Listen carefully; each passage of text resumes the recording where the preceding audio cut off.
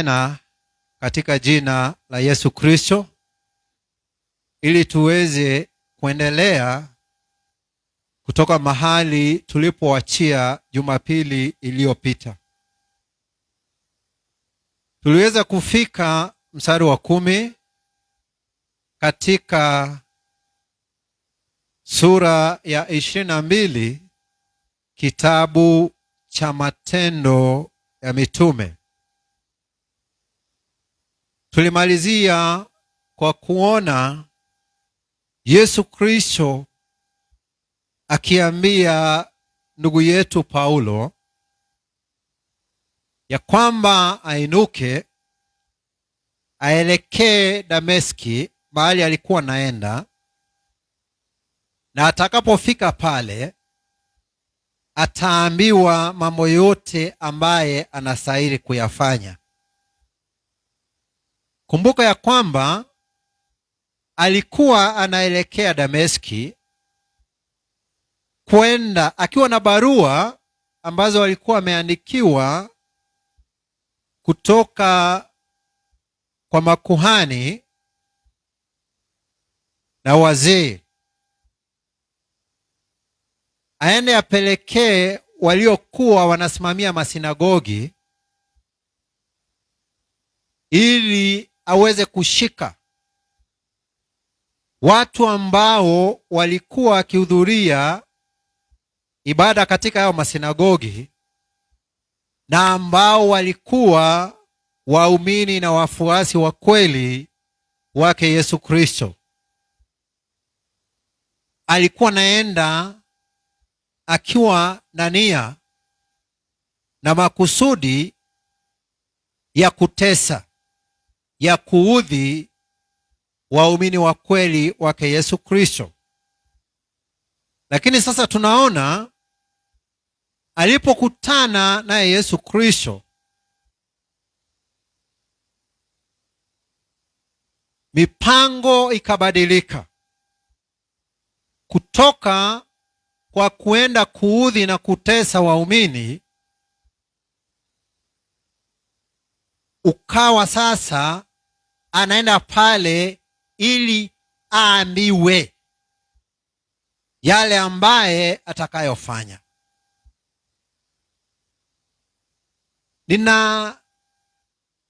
Ninashangazwa na nguvu za Mungu katika maisha ya yule ambaye amejisalimisha kwake. Na katika mawazo yangu kumekuja maandiko ambayo yako katika kitabu cha Warumi yanayosema ya kwamba injili ya wokovu kwa wale watu ambao wanapotea ni upumbavu, foolishness. Lakini kwetu sisi ambao tumeokolewa na tunaokolewa ni nguvu za Mungu, nguvu za Mungu za wokovu. Hebu tafakari kwa muda mfupi, mtu ambaye alikuwa na jitihada, mtu ambaye alitambulika na viongozi wa kidini wakati ule, kiasi cha kwamba anapewa barua za kumpa mamlaka kila mahali atakapoenda, kushika waumini na wafuasi wake Kristo, awafunge wake kwa waume na watoto, awafululize moja kwa moja hadi Yerusalemu waende kuadhibiwa. Kukutana na Yesu Kristo, anamtambua kama Bwana, anajisalimisha kwake, anamuuliza, nifanye nini Bwana? naye Kristo anamwambia aende katika mji wa Dameski, na atakapofika pale ataambiwa mambo yote ambaye inamfaa afanye. Amebadilishwa ghafla, mara moja, katika muda mfupi, na anakuwa mtu tofauti. Hiyo ndiyo nguvu ya Injili. Mtu akikubali hii Injili ya kutubu kwa ajili ya ondoleo la dhambi, anabadilishwa mara moja. Haijalishi mtu alikuwa amezama katika dhambi na uasi dhidi ya Mungu kiasi gani, kama ilivyofanyika kwake ndugu yetu Paulo. Sasa tutasoma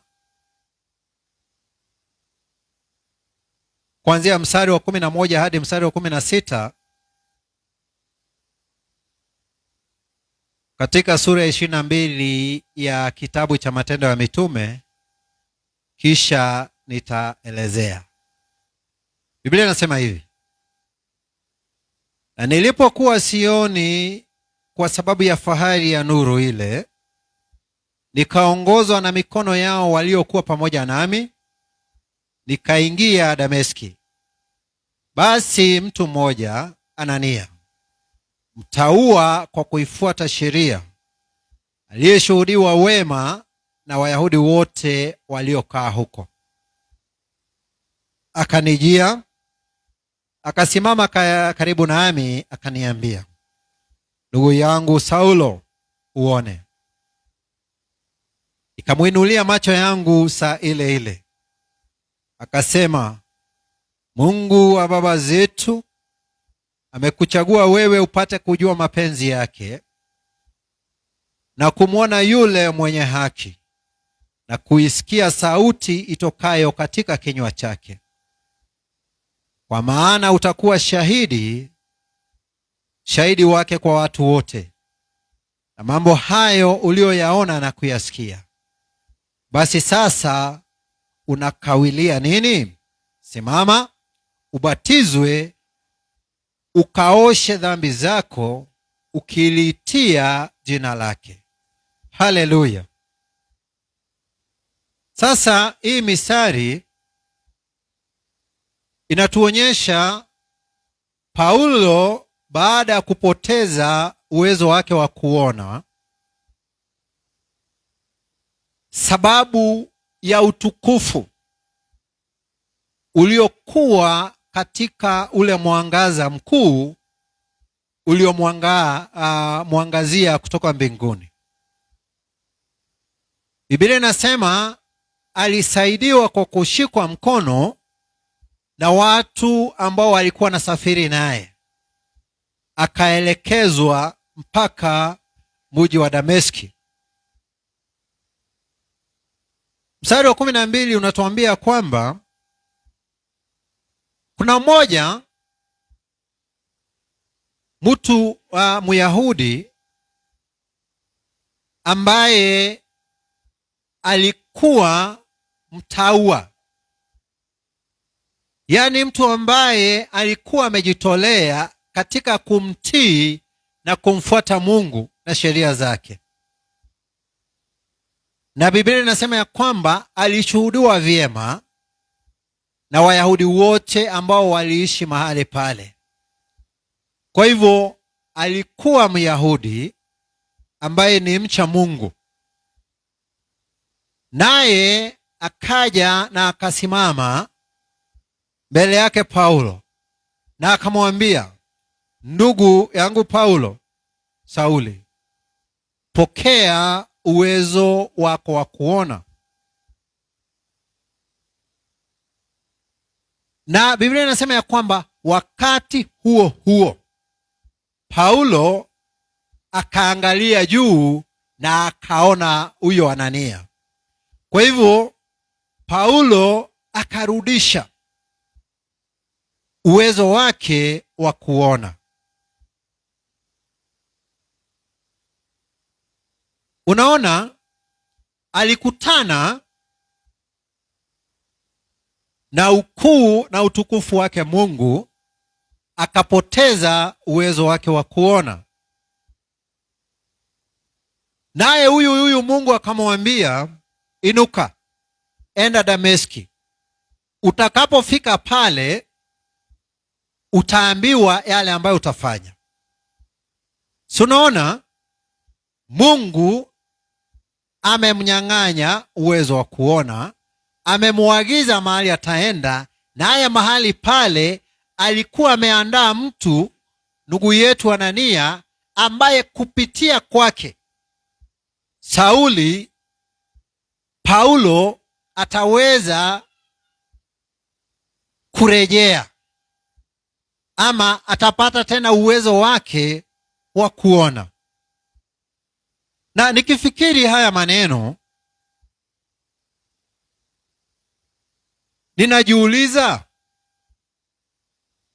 unajua, unaweza ona mtu maishani, pengine ni kwa masomo, pengine ni kwa biashara, pengine ni uongozi, pengine katika kazi, ukulima, ufugaji na mambo mengine. Mtu ambaye hata watu wengine wakimwangalia wanatamani kuwa kiwango ambacho yuko.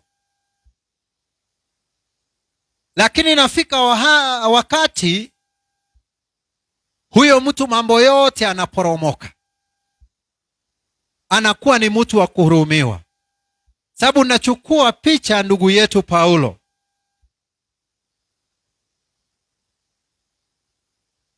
Paulo alizaliwa nje ya Israeli. Na tukiendelea kusoma tutaona ya kwamba baba yake Paulo alikuwa Mfarisayo. Kwa hivyo Paulo alitoka kwa jamii ambayo ilikuwa inajiweza kifedha na katika ushawishi katika serikali na uongozi wa wakati ule. Akalelewa na akafunzwa mafunzo ya Kifarisayo kama baba yake. Tuliona alifunzwa na Gamalieli. Na akakuja kuendeleza mambo ya Kifarisayo, kupingana na Yesu Kristo. Nafikiri wakati ule Paulo angeangaliwa kama mtu aliye na elimu, anayetoka familia yenye ushawishi, na ambaye amepewa mamlaka na wale ambao walikuwa na mamlaka. Hayo yote anayatumia kupingana na Yesu Kristo. Lakini imefika mahali amepoteza uwezo wake wa kuona. Yaani haoni chochote. Hangeweza kuona mali na uwezo na ushawishi ambao babake pengine alikuwa nao. Hata yeye kutambuliwa kwake ambako alikuwa ametambuliwa na hawa makuhani wakuu, kiasi cha kwamba wanamwandikia barua aendeleze hiyo kazi ya kudhulumu kanisa lake Kristo. Haingekuwa na maana kwa mtu ambaye haoni. Na ninaangalia hili jambo kwa mitazamo miwili. Tazamo wa kwanza, mpaka mwanadamu atakapoamua kutoona mambo aliyonayo katika ulimwengu na aweze kujihesabu kama asiye,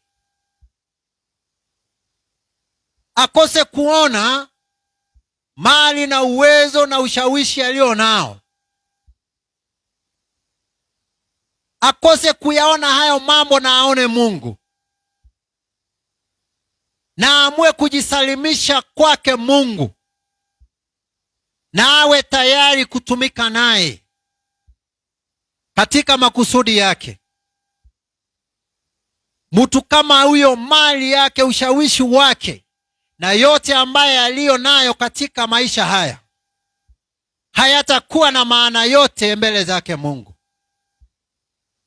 Huo ni mtazamo mmoja. Sababu mali, uwezo, ushawishi, hata na maumbile saa ingine inafanya watu wawe na kiburi, wakose kuona ya kwamba haya mambo yote ni Mungu ameruhusu hayo naye maishani. Sababu Yesu aliambia wanafunzi wake wasiwe kama watu wa dunia, lakini wawe kama Mungu. Na akaendelea kusema ya kwamba Mungu anaacha jua yake iwaangazie, na anaacha mvua yake inyeshe wanaomcha na wasiomcha, wanaomtambua na wasiomtambua, wanaomtolea dhabihu na wasiomtolea dhabihu. Kwa hivyo baraka za Mungu za mambo ya kiulimwengu anaziachilia kwa watu wote, watu wema na watu wabaya, watu wanaompenda na wasiompenda, watu wanaomcha na wasiomcha, watu wanaomwabudu na wasiomwabudu.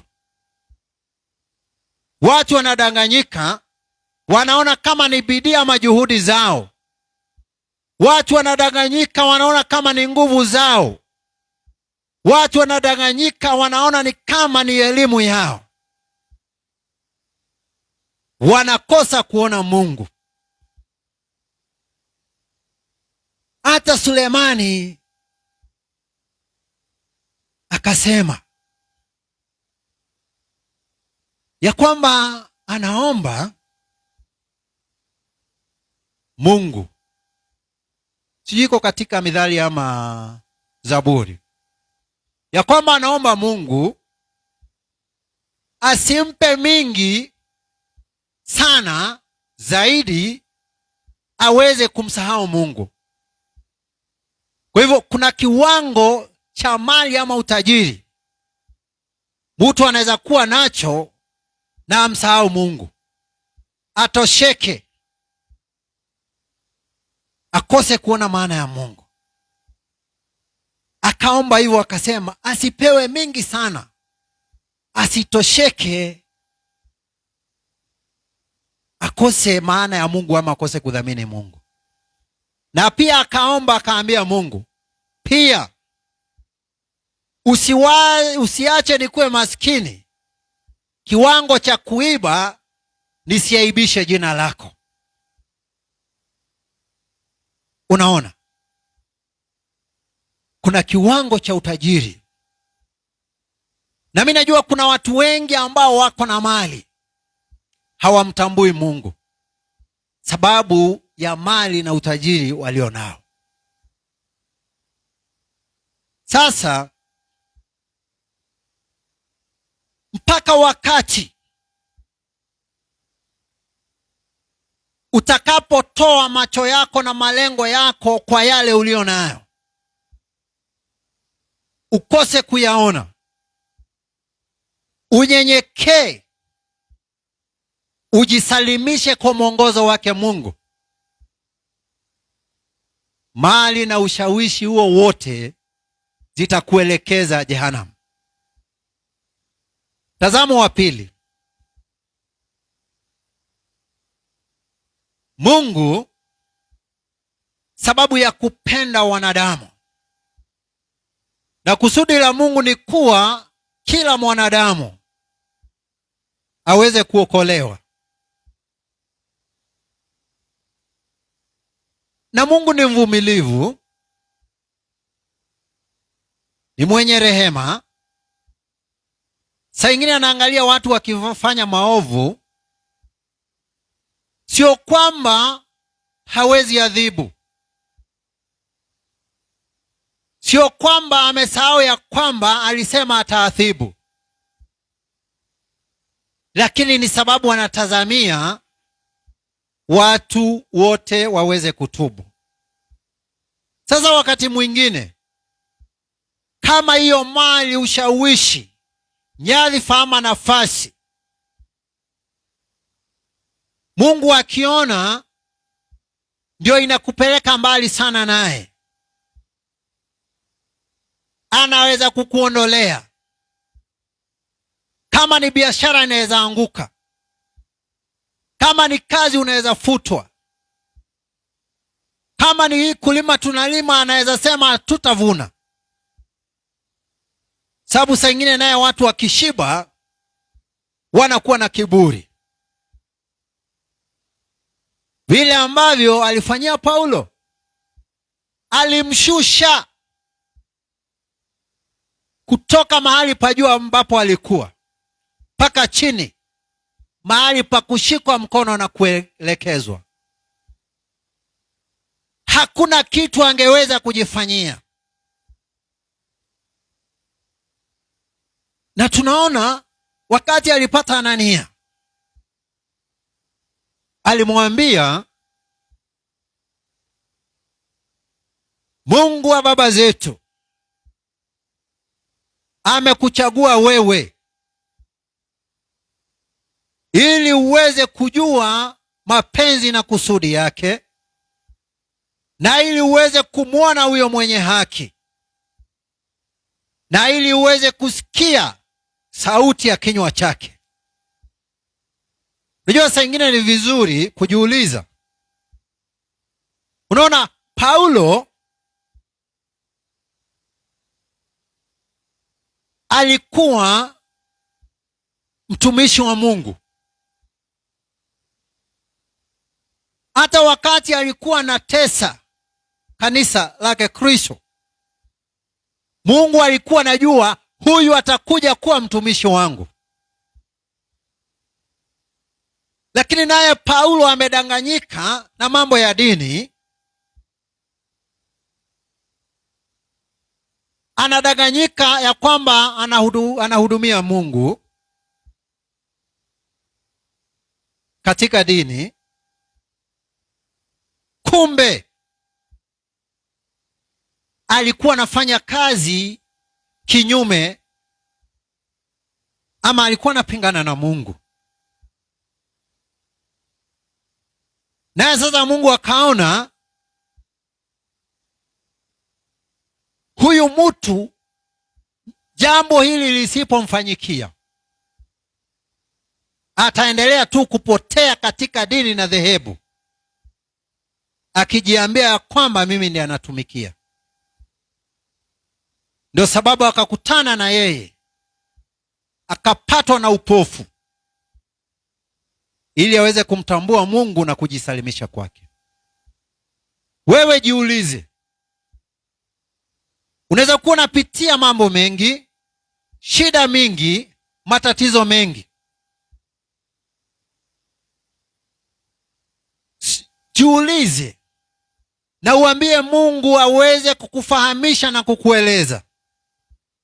Ni sawa, tunajua kuna mambo ambayo tunapitia kawaida kimaisha, lakini pia tunaona Paulo alipitia haya, alipitia ili aweze kuingia katika makusudi yake Mungu. Je, unayopitia kazini, unayopitia katika jamii, unayopitia katika maisha yako, inaweza kuwa ni njia ya Mungu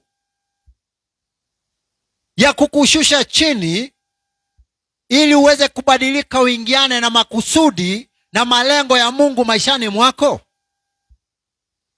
Hiyo ni vizuri kujiuliza. Sisemi ya kwamba changamoto zote na shida na matatizo unayopitia ati unapitia sababu umekataa kuingia katika makusudi ya Mungu. Hapana, sisemi hivyo. Lakini nasema kuna uwezekano.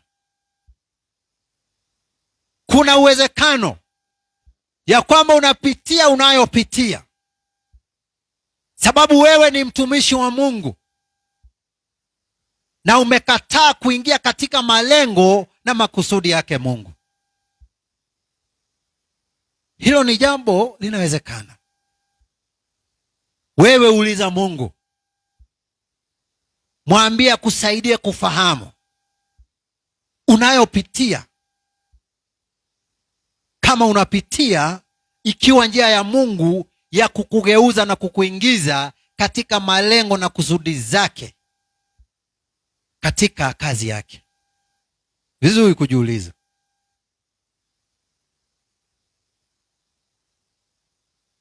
Anania akaambia ndugu yetu Paulo, na hizi ni hoja za muhimu sana. Amemwambia Mungu wa baba zetu, yaani Mungu wa Abrahamu, Mungu wa Isaka na Mungu wa Yakobo. Wakati wanasema Mungu wa baba zetu, hiyo ndio wanamaanisha. Alichagua Paulo ili aweze kujua makusudi yake Mungu, aweze kumuona mwenye haki na aweze kusikia kutoka kwa mdomo wake. Mstari wa 15 unatuelezea ni kwa sababu gani Mungu amemteua ili aweze kujua mapenzi na kusudi zake Mungu na aweze kumuona Mungu mwenye haki na aweze kusikia sauti inayotoka kwa mdomo wake Mungu. Ukisoma mstari wa 15 inaelezea ni sababu gani. Ili Paulo awe shahidi wake Mungu kwa wanadamu wote. Na ukienda ukirudi nyuma usome mstari wa sura ya 9 mstari wa 15, utaona aliteuliwa ili awe shahidi wake Mungu kwa wanadamu wote, yaani kwa watu wa mataifa, kwa wafalme na pia kwa Waisraeli. Shahidi wa nini? Ya yale ambaye amesikia na kuona. Huo mstari, hiyo mistari miwili, mstari wa 14 na 15, ni mistari ya nguzo sana katika utumishi, katika wito wa kuhudumu katika ufalme.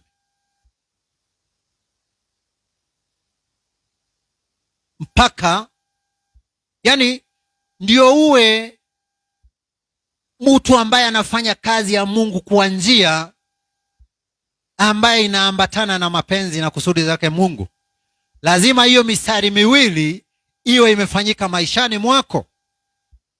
Sikia, lazima ujue kusudi la Mungu. Kusudi la Mungu ni nini? Soma katika waraka wa Petro. Kusudi la Mungu ni ya kwamba wanadamu wote waweze kutubu, waweze kuokolewa. Hiyo ndio kusudi ya Mungu. Sasa, na hauwezi kuwa umejua kusudi ya Mungu kikamilifu kama kusudi lake halijatimika maishani mwako. Kwa hivyo lazima ukuwe umekiri dhambi zako, umetubu kwa ajili ya ondoleo la dhambi. Kusudi la Mungu ndio hilo. Lazima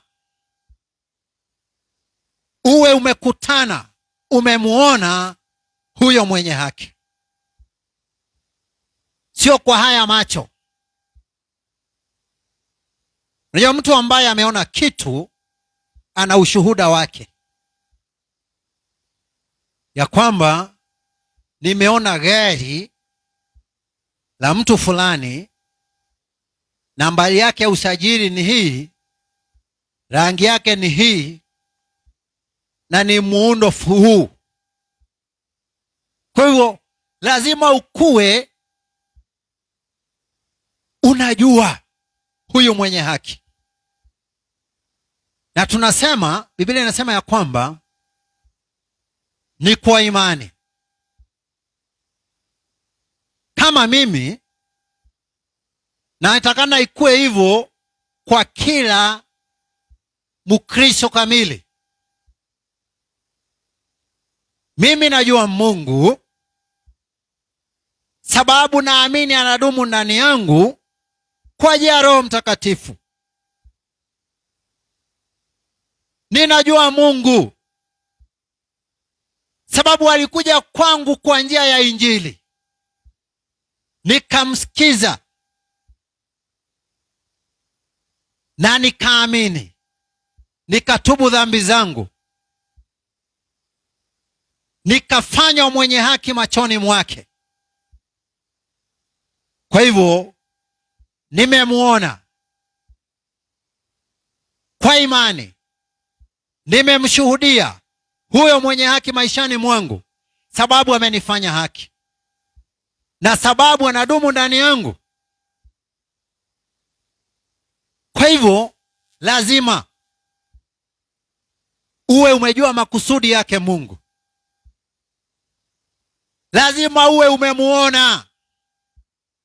Wacha niseme venye watu wanasema, lazima uwe umemuona katika macho ya imani, katika macho ya roho. Lazima uwe umemuona huyo mwenye haki, na lazima ukuwe mwenye haki. Sikia jambo la tatu, usikie. Lazima uwe umesikia sauti ya kinywa chake. Sikiza ndugu zangu, sikiza dada zangu. Sio venye watu wanasema ati wanasikia sauti ya mchungaji, sauti ya nabii, sauti ya mtume, sauti ya askofu. Huyo nabii kama ni mtumishi wa kweli wa Mungu, hata yeye anafaa kuwa anasikiza sauti ambayo inatoka kwa kinywa cha Mungu. Awe mtume, lazima awe anasikia sauti inayotoka kwa kinywa cha Mungu. Hata kama unamuita nani, lazima awe amesikia sauti ambayo inatoka kwa kinywa cha Mungu. Na sina shaka nikisema ya kwamba wengi wa wale ambao wanajiita watumishi na majina yote ambayo wamejipea, hawasikii kutoka kwa kinywa cha Mungu. Wanasikia kutoka kwa mawazo yao, wanasikia kutoka kwa mipango yao, wanasikia kutoka kwa matarajio yao, wanasikia kutoka kwa tamaa za miili yao. Hawasikii kutoka kwa Mungu. Lazima, kama utakuwa mtumishi wake Mungu, lazima hayo mambo matatu yawe yamefanyika maishani mwako.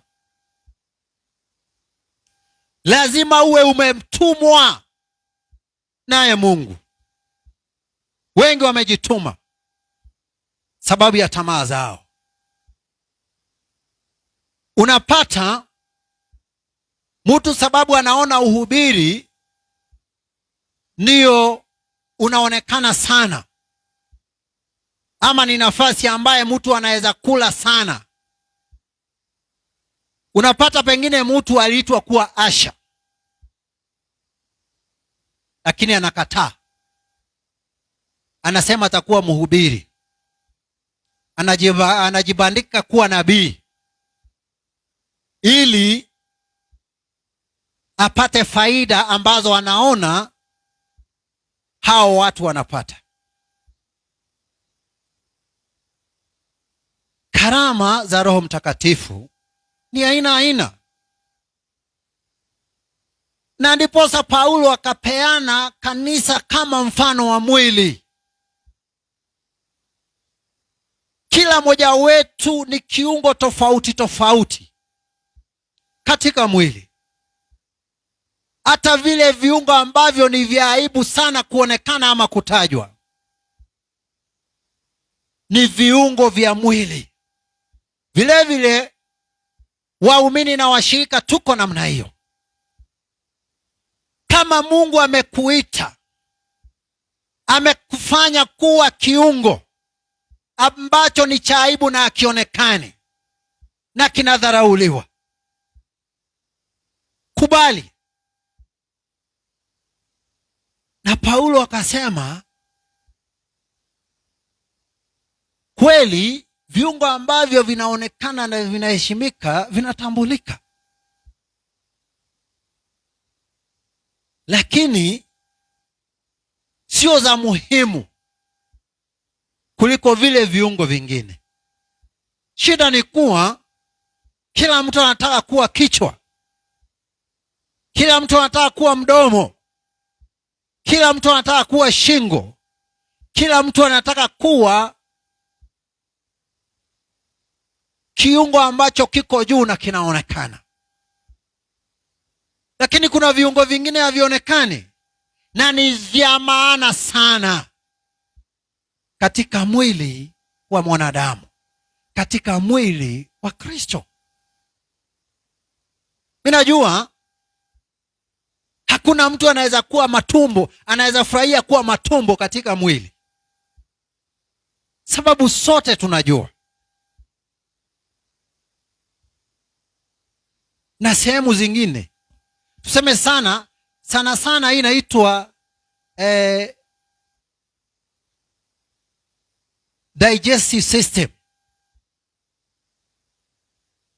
Hiyo channel yote, huo utaratibu na njia yenye chakula inaingia kwa mwili, ikienda hivyo, hiyo njia yote watu wengi hawezi taka kuitanishwa ama kuwa viungo ambavyo vinashughulikia hiyo kazi. Lakini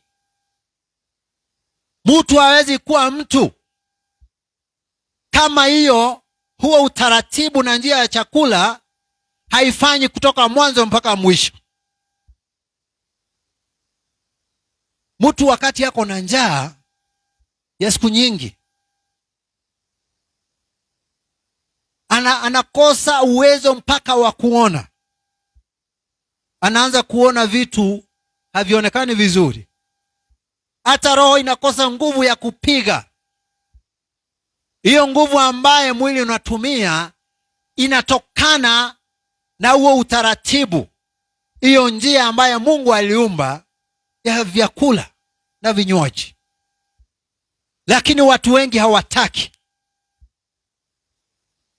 Kila mtu anataka kuwa kichwa,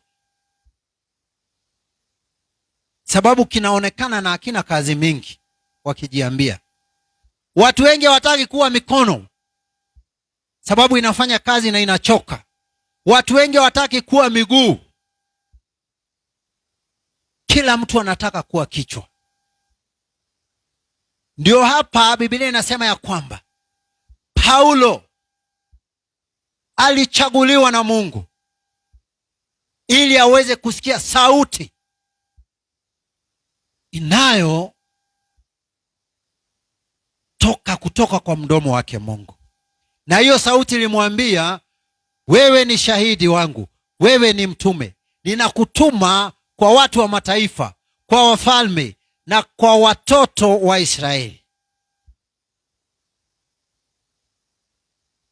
Paulo aliitwa kuwa mtumishi wa kuhamahama. Lakini unapata sababu watu wengine anaangalia, naona kufaulu ambako ndugu yetu Paulo alifaulu, Apostle Paul. Sababu hata katika ile Agano Jipya ameandika vitabu nafikiri 13 kama sikosei. Ameandika vitabu mingi. Na pia ukiona safari yake ya huduma, sidhani kama kuna mtu, sijui, wacha niseme sidhani, lakini ukweli ni kuwa alitembea sehemu nyingi. alitembea mwendo mrefu katika huduma.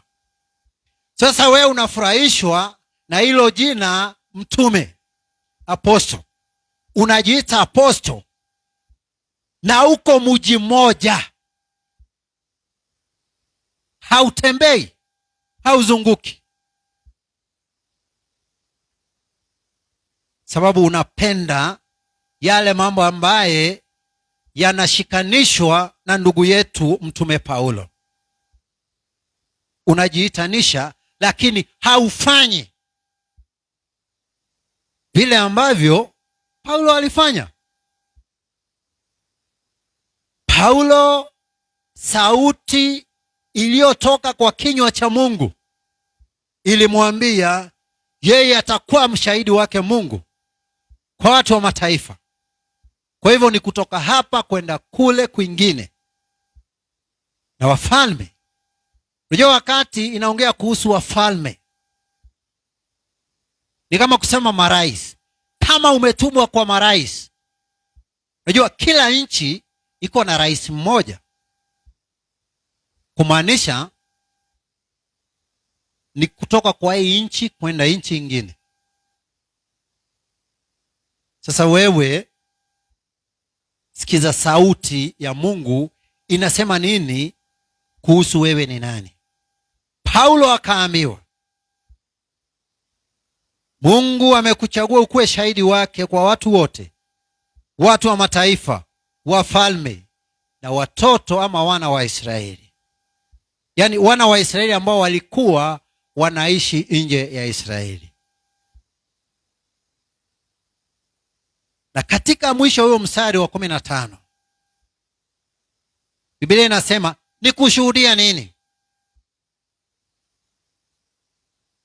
Kile ambacho umeona na kile ambacho umesikia kutoka ama kuhusiana na huyu Mungu. Je, wakati tunapata nafasi za kusimama mbele ya watu, sababu sisi ni wahubiri ama walimu ama majina ambayo tumejipea ya huduma, tunaambia watu nini?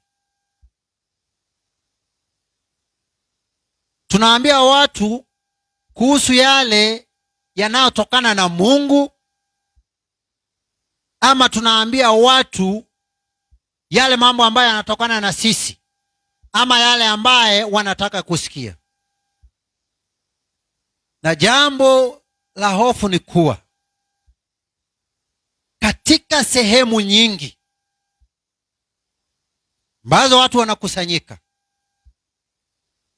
na watu wengi ambao wanajiita watumishi wa Mungu, hawaongei mambo ambayo yanatokana na Mungu. Wanaongea mambo ambayo yanatokana na mawazo yao, matarajio yao, tamaa zao, kusudi zao. Hata kuna wengine wanaongea kuhusu udaku ambao wamesikia. Mtu anasikia, unajua naye watu wamekuwa wadaku sana mpaka kwa kanisa. Ama unapata huyo mtu ambaye anajiita mchungaji ako na watu wake miongoni mwa waumini ambao wanasikiza yale mambo ambayo watu wanasema na wanaripoti kwake. Na unapata anaenda kuhubiri ama kufunza kutokana na yale mambo ambayo amesikia kutoka kwa watu. Na sina shaka nikisema hivyo. Unaona? Kutoongea kuhusu Mungu, kutoongea yale ambayo yanatokana naye Mungu. Unajua shida ni nini? Mungu ni mwenye haki na mtakatifu kweli. Naye anasema sisi wana wake, sisi ambaye tunasema Mungu ni baba yetu, sisi ambaye tunasema tumeokoka, sisi ambaye tunasema Yesu ni Bwana, sisi ambaye tunasema ya kwamba ni Wakristo wa kweli, ni amri yake ya kwamba tuwe wenye haki na watakatifu kweli. Na watu hawawezi kuwa wenye haki na watakatifu kweli kama wanaishi katika dhambi. Hauwezi ambia watu kuhusu haki na utakatifu bila kuwaonya kuhusu dhambi, bila kukemea dhambi. Hauwezi. Naye sasa, sababu watu wengi, kanisa ni kama biashara kwao. Na unajua biashara inavyokuwa na wateja wengi, ndivyo mapato yanakuwa, mauzo yanakuwa mengi na faida inakuwa kubwa. Sasa ukiambia watu, ukikemea dhambi ambayo inaishi miongoni na ndani ya washirika, wengi wanakuazika na wanatoka, wanaenda. Na wakienda, ukiendelea kukemea dhambi na maovu, wengine wanatoka wakienda. Unakaa chini unaona, nikiendelea hivi nitakosa hata chakula, watoto wangu watakosa hata kusoma. Sababu naye ni biashara, sio huduma, sio wito. Unabadilisha strategy. Unaanza kuambia watu, pokea, mtabarikiwa, Mungu anaelewa katika dhambi na uovu wenu, kujeni, do not judge, we do not judge. Ndio watu wafurike, upate faida. Lakini ole wako. Nilisoma katika kitabu cha Yeremia, Mungu akionya ya kwamba ghadhabu yake inakuja kwa wale manabii wa uongo ambao walikuwa wanatabiria watu uongo, na wale ambao walikuwa wanatabiriwa uongo. Kwa hivyo ghadhabu na adhabu ya Mungu inakuja kwa wahubiri na walimu wa uongo na manabii wa uongo na wale ambao wako chini ya mafunzo, mahubiri na unabii wao. Huo ndio ukweli.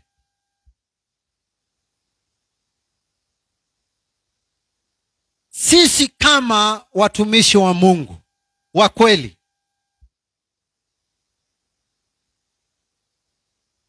hatujaitwa ili tuwe na wafuasi wengi.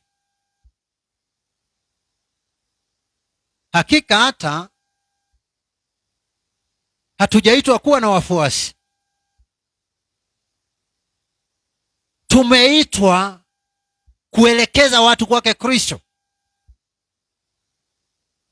Sababu sisi ni wafuasi wa Kristo, tuite watu wakuwe wafuasi wake Kristo. Kusudi la Mungu ni ya kwamba watu waweze kuokolewa, kutubu dhambi na kukombolewa kutoka kwa dhambi. Kwa hivyo haina maana yoyote niwe ninahudumia umati mkubwa wa watu na hakuna yule ambaye amekombolewa, hakuna yule ambaye ameokoka. Heri hata nikuwe ninahudumia watu wasiofika 10, watu ambao kusudi la Mungu linajulikana nao, watu ambao kusudi la Mungu limefanyika maishani mwao, watu ambao wanajua kuhusu huyu Mungu mwenye haki sababu wanaishi ndani yao, watu ambao wanasikia sauti ambayo inatoka kwa kinywa cha Mungu. Heri hivyo. na sitaaibika hata nikiwa na wachache, hata kama atakuwa mmoja ambaye nitasimama naye mbele zake Mungu. Niseme, Mungu, ninakushukuru, nimetokea nikiwa mshindi, na sijatokea peke yangu. Nina mmoja ambaye tumetokea na yeye. Heri hivyo, heri hivyo kuliko kuwa na umati mkubwa na muangamie nao motoni. Kusikiza sauti ya Mungu, kusema yale ambaye yanahusiana na kutokana naye Mungu. Hiyo ndio wito ambao Paulo aliitwa nao, wito wake Mungu. Hatujaitwa kuwa matajiri, na sio vibaya kuwa na mali ya ulimwengu. Hatujaitwa kujenga makanisa makubwa makubwa, na sio vibaya kuwa na kanisa kubwa. Hatujaitwa kuchekesha watu, hatujaitwa kusisimua watu miili. Tumeitwa kuhubiri haki, kufunza haki, kuhubiri kutubu, kuhubiri ufalme wa Mungu, kuhubiri haki na utakatifu wake Mungu. Mstari wa 16. Anania akaambia ndugu yetu Paulo, unangojea nini? Unaona sasa, Anania ameshaambia Paulo Mungu amemteua na sababu gani amemteua. Namwambia sasa, unangoja nini tena? Inuka, batizwa, utakase dhambi zako, liitie jina la Yesu Kristo. Na hapa ningetaka kusema,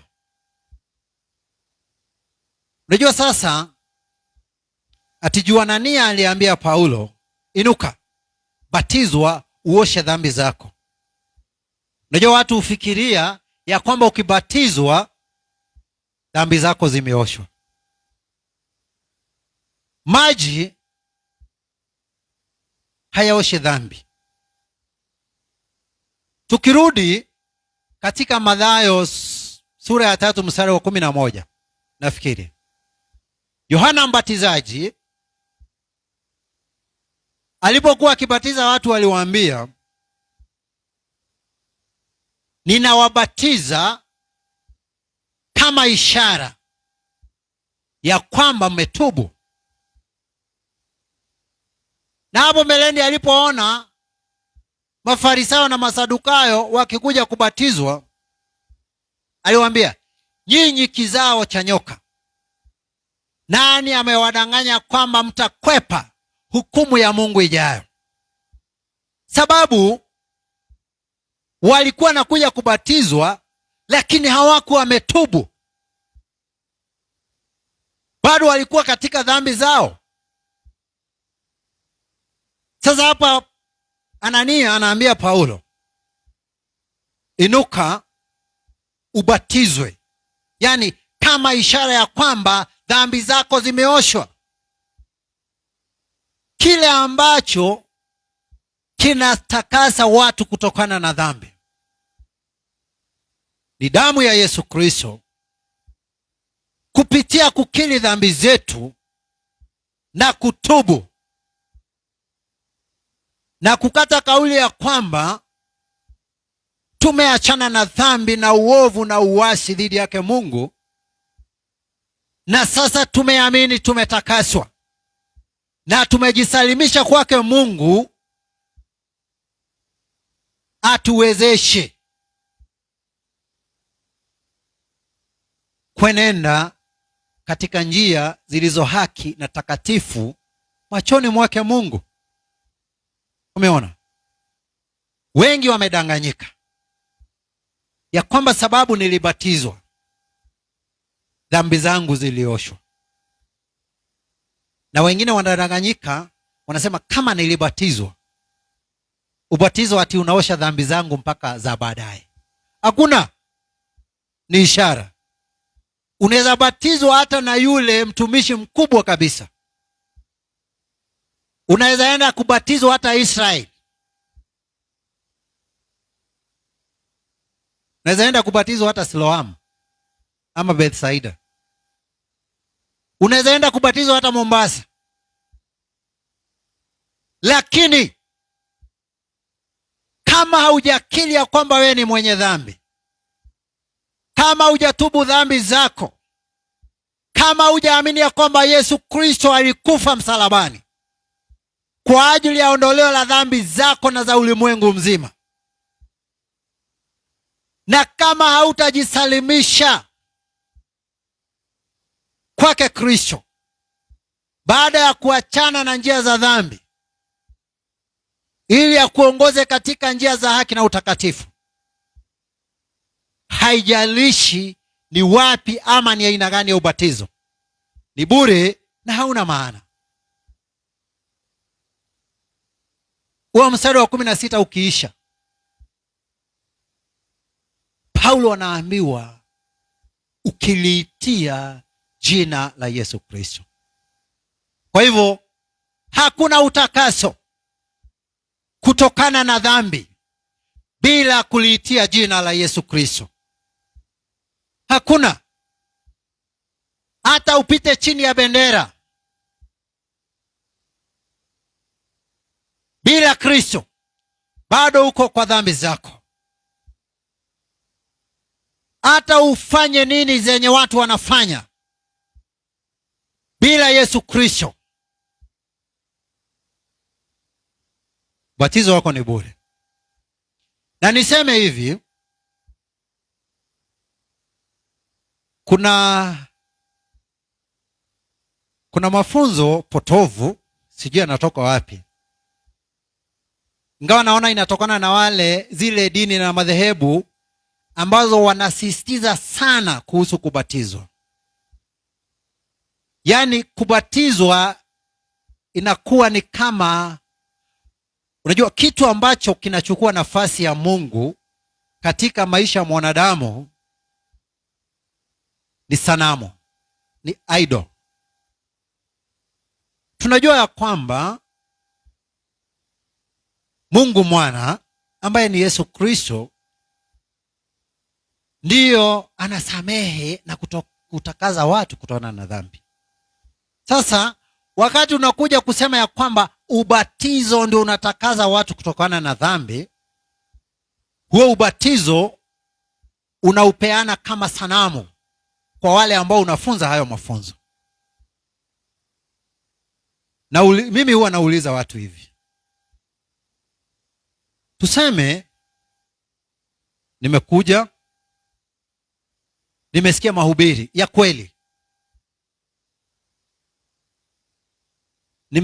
nimeshawishika ya kwamba kweli mimi ni mwenye dhambi, nimekuwa nikiishi katika njia za kumuasi Mungu, na sasa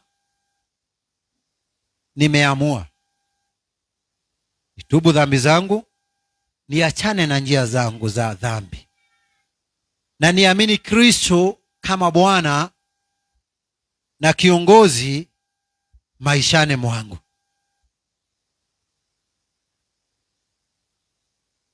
Niwe nimeokoka. Na sababu ubatizo unapangwa, pengine tutafanya ubatizo wakati fulani, kabla hiyo ubatizo niwe nimekufa. Je,